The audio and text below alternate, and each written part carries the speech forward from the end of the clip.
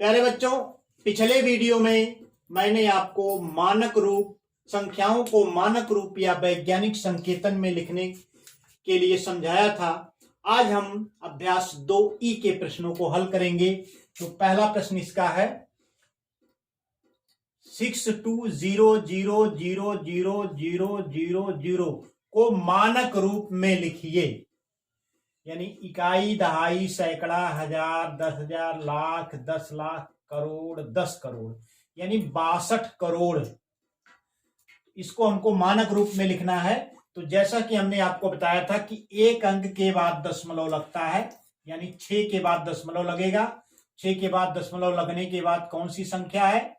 2 है। 2 आप लिखेंगे। इसके बाद आप देखिए सब शून्य है, तो शून्य को लिखने की आवश्यकता नहीं है। उसके बाद आप गुणे का चिन्ह लगाएंगे और शेष को 10 की घात के रूप में लिखना है।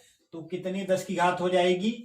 1, 2, 3, 4, 5, 6, 7, 8, यानी 8 अंक हैं। ये दशमलव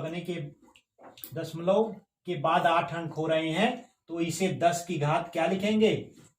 8 लिखेंगे। 10 की घात 8। तो इसका आंसर हो गया आपका बराबर हो जाएगा, इस संख्या का मानक रूप जो हो जाएगा 6.2 multiplied by 10 to the power 8, यानी 6.2 गुणे 10 की घात 8 है।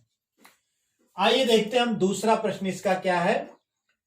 0.0000008 को वैज्ञानिक संकेतन के रूप में व्यक्त करिए। तो वैज्ञानिक संकेतन या मानक रूप एक ही होता है। तो आइए देखते हैं। फिर वही काम आप करेंगे। 8 के बाद दशमलव लगेगा, यानी 8 दशमलव। यहां पर देखिए दशमलव के बाद कोई संख्या नहीं है, तो वैज्ञानिक संकेतन लिखते समय ऐसी स्थिति में हम क्या करते हैं? शून्य लगा देते हैं। यानी 8.0 गुणे, अब यहां पर आप देखिए संख्या के पहले दशमलव के बाद 000 लगा है। इसका अर्थ यह है कि इसका जो 10 की घात होगा वह ऋणात्मक होगा। कितना होगा? 1, 2, 3, 4, 5 अंक। 5 अंक के बाद हमने दशमलव लगाया है, यानी 5 अंक दशमलव दाहिनी तरफ हमने इसको खिसकाया है। तो ये हो जाएगा आपका 10 की घात ऋण 5। ये ऋणात्मक होगा क्योंकि ये संख्या क्या है? दशमलव में है। इसका मान जो हो गया 8.0 गुणे 10 की घात ऋण 5। तो आंसर आपको प्राप्त हो गया। आंसर बराबर 8.0 गुणे 10 की घात ऋण 5। तो ये हो गया दूसरे प्रश्न का मानक रूप। आइए हम बढ़ते हैं तीसरे प्रश्न की तरफ। हाँ तो बच्चों, तीसरा प्रश्न हमारा है, वैज्ञानिकों का अनुमान है कि चंद्रमा की उत्पत्ति आज से लगभग 460 करोड़ वर्ष पहले हुई थी। चंद्रमा की आयु वैज्ञानिक संकेतन द्वारा व्यक्त कीजिए। तो आइए इसको हल करते हैं। चंद्रमा की आयु बराबर 460 करोड़ वर्ष। तो आइए इसको लिखते हैं। इकाई, दहाई, सैकड़ा, हजार, 10,000, लाख, 10 लाख, करोड़, 10 करोड़, अरब। तो ये हो गया आपका 460 करोड़ वर्ष। आइए देखते हैं। इकाई, दहाई, सैकड़ा, हजार, 10,000, लाख, 10 लाख, करोड़, 10 करोड़, अरब, यानी 4 अरब 60 करोड़ वर्ष, या इसको 460 करोड़ वर्ष भी कह सकते हैं। तो ये हो गई चंद्रमा की आयु। इसका वैज्ञानिक संकेतन आइए लिखते हैं 460, यानी 1, 2, 3, 4, 5, 6, 7 शून्य लिखना है। 1, 2, 3, 4, 5, 6, 7। ये बराबर हो जाएगा आपका 4 के बाद दशमलव लगेगा वैज्ञानिक संकेतन लिखने के लिए। 4 दशमलव, उसके बाद 6। आगे देखिए सब शून्य है, तो इसको लिखने की आवश्यकता नहीं है। गुणा का चिन्ह आप लगाइए, 10 की घात लिखिए कितना लिखेंगे, 4 के बाद आपका दशमलव लगा है तो कितने अंक हो गए, 1 2 3 4 5 6 7 8 9, यानी 10 की घात 9 वर्ष है। ठीक, तो ये हो जाएगा आपका आंसर, जो हो जाएगा इसका मानक रूप जो हो गया आपका चंद्रमा की आयु, चंद्रमा की आयु बराबर 4.6 गुणे 10 की घात 9 वर्ष। तो इस प्रकार से हमारा तीसरा प्रश्न हल हो गया है। आइए हम बढ़ते हैं चौथे प्रश्न की तरफ। तो बच्चों चौथा प्रश्न हमारा है, पृथ्वी की सूर्य से दूरी लगभग इकाई, दहाई, सैकड़ा, हजार, 10,000, लाख, 10 लाख, करोड़, 10 करोड़, यानी 15 करोड़ किलोमीटर है। इस दूरी को मानक रूप में व्यक्त कीजिए। तो आइए इसको व्यक्त करते हैं। पृथ्वी की सूर्य से दूरी बराबर 15 करोड़ किलोमीटर।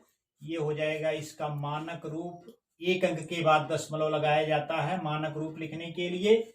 उसके बाद 1 हो गया 5, इसके बाद सब शून्य शून्य है तो कुछ लिखने की जरूरत नहीं है। गुणे का चिन्ह आप लगाइए तो आप दशमलव के बाद कितने अंक हो रहे हैं, 1 2 3 4 5 6 7 8 अंक है।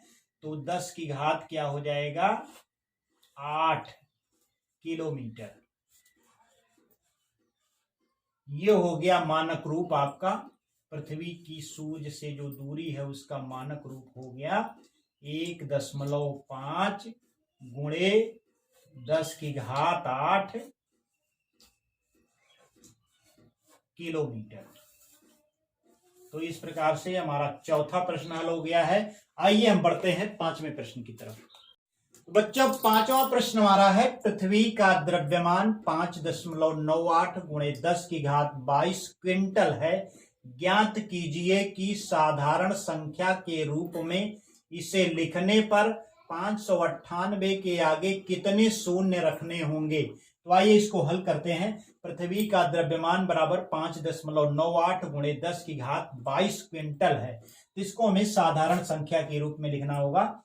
तो 5.98 गुणे 10 की घात 22 बराबर आप लिख सकते हैं 598, क्योंकि 598 के आगे हमको शून्य बताना है तो इस 2 अंक दशमलव हम आगे खिसका ले, ये दाहिनी तरफ खिसका लेते हैं, गुणे 10 की घात, यहां पे देखिए 10 की घात 22 था तो 2 अंक आप दशमलव दाहिनी तरफ अगर आप खिसका लिए, इसका मतलब आपने 100 से गुणा कर दिया, 10 की घात 2 से गुणा कर दिया तो इसमें 2 घात कम हो जाएगी, ये 10 का घात हो जाएगा 20। अब आगे देखिए इसका 598 के बाद कितने शून्य बनते हैं, 598 गुणे 10 की घात 20 हो गया तो 598 आप लिख दीजिए। आगे 10 की घात 20 होने की वजह से इसमें आगे 20 शून्य बढ़ जाएंगे, यानी 1 2 3 4 5 6 7 8 9 10 11 12 13 14 15 16 17 18 19 20। तो कितने शून्य हो गए, आप साधारण संख्या के रूप में हमने इसको व्यक्त कर दिया।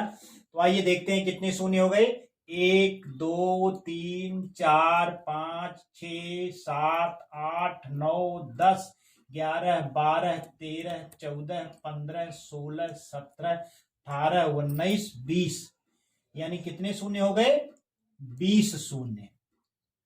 आंसर हमारा हो जाएगा, आंसर बराबर 598 के बाद 598 के आगे 20 शून्य रखने होंगे, 20 शून्य रखने होंगे। ये बराबर हो जाएगा, आंसर कितना हो गया, 20 शून्य, शब्दों में इसे आप लिख लीजिए 20 शून्य। तो इस प्रकार से हमारा 5वां प्रश्न हल हो गया है। तो एक नए वीडियो को लेकर के शेष प्रश्नों को लेकर के हम पुनः मिलेंगे। तब तक के लिए नमस्कार।